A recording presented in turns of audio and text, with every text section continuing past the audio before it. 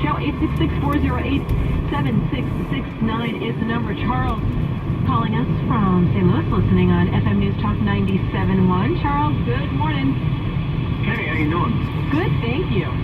Hey, I disagree with some of the things you're saying. I'm not sure you or any of the other radio people can possibly know everything about that investigation. They all comment on things, and I think there's a complete, not necessarily a conspiracy, but it's united across the country that the right is coming out with this degradation of Mueller and trying to discredit his committee. And with all this, left-handed, this bias, you can't do this.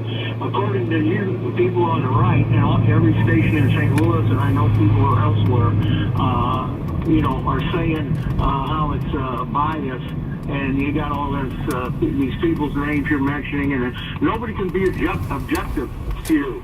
Now, I don't even think that happened in the Gowdy investigation. I'm not changing directions, but that thing went on and on and on when they couldn't find anything. But during this situation that they got going right now, they're not. The right is not happy with just letting the investigation run its course and see what happens. Don't think it's about collusion. The right is going to create a scenario that seeing everybody thinking that and we argue against it.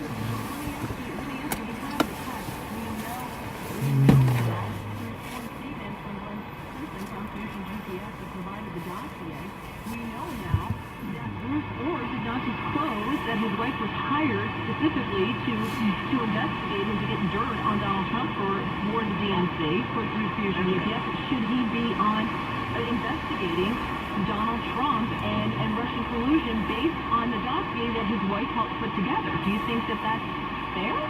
Well, it just depends. If you're saying that the husband can't look at A, B, and C and see if it's A, B, and C or if it's D, E, and F. Nobody can be objective according to you people. Well, first of all, you people is not very nice. But I'm asking you, with all those people on the investigation that we're now finding out have all these previously undisclosed conflicts, why weren't those conflicts disclosed? Why, when Congress asked to find out why people were let go from the committee, why doesn't Mueller tell them why? Why does it have to be leaked to the press to find out why? When you do something like that, to me personally, that says that you're hiding something. If you're not going to tell the truth and you stonewall people and you won't tell them why, you're hiding something. Thanks, fellow regular. For your information, I worked in D.C. for a while. Mueller's got an impeccable reputation throughout Washington, D.C. I know he does. And that's why it doesn't make sense that he wouldn't give Congress information that they asked for.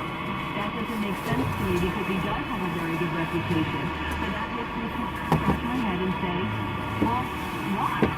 So I think that extra why needs to be looked into. That's all I'm saying here. Charles, thank you so much. I appreciate that. When people say you people, that drives me crazy. Hey, I keep telling you, I watch probably more MSNBC than I do Fox. You want to know why? Because I think it's important to hear the other side of the story. I think it's important to get your information from a lot of different places, so I try to look for And if I think that this is nothing, then I'm going to say I don't think it's anything. However, I do think there are a lot of conflicts of interest on this smaller investigative team that weren't disclosed at the beginning, and now we're finding these things out, and they're not telling us why. When Congress asks why were these people taken off the investigation, they're not being told why. Well, why aren't you telling a guy with an impeccable reputation, why aren't you telling Congress Why? They're the ones funding you. You have to answer to them. And when you refuse to answer them, that to me says you're hiding something. 866-408-7669. Let's go to Daytona Beach. Mike listening on WNDB, 1150 a.m. Mike, good morning. You're on the Brian Kilmeade Show. Hi.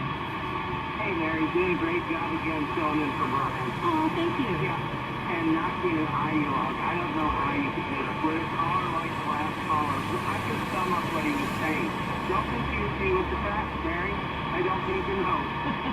Isn't it great that before had such a good relationship with the Fusion GPS guy?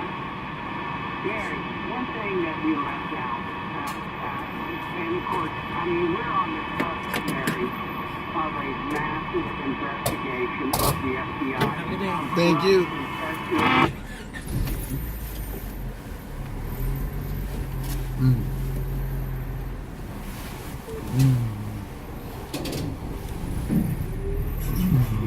The DOJ and mainly the FBI.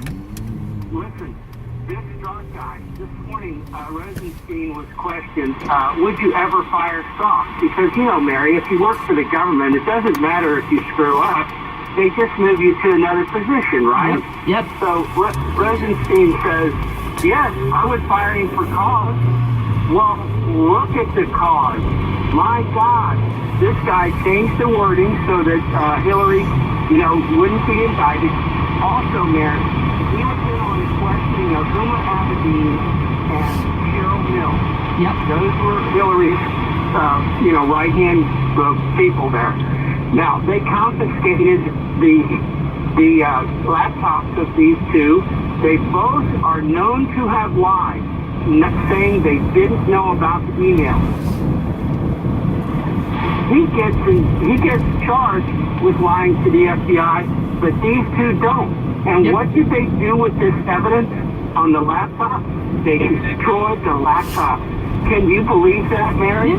If you were the FBI, would you destroy the evidence? Yeah, listen, go ahead.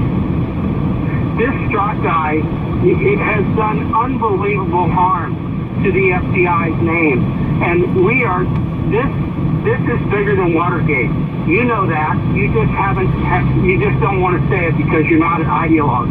Well, this is incredible, Mary. You named 10 people, and every one of them is on the same side, Mary. Yeah. They were all against Trump and for Hillary, and they still couldn't have her win, could they, Mary? That's a really good point. They all, even with the help, with the finger on the scale, the thumb on the scale, in a lot of different ways, she still couldn't win. And I think you're right. Thank you.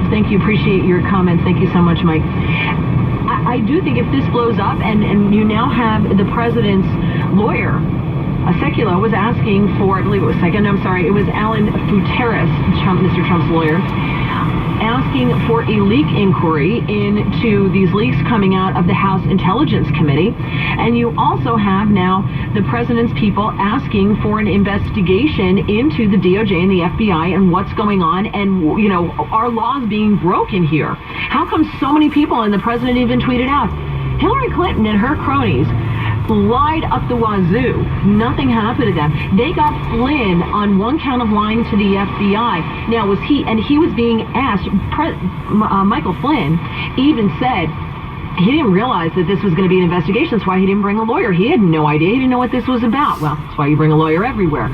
But if he was being asked, and I'll say this, when President Bill Clinton was impeached for lying under oath about the Monica Lewinsky thing, I defended him because I didn't think he should have been asked in the first place, because I really felt that whole Monica Lewinsky thing was between Bill and Hillary. I really, truly did. I think Congress should have been involved in it.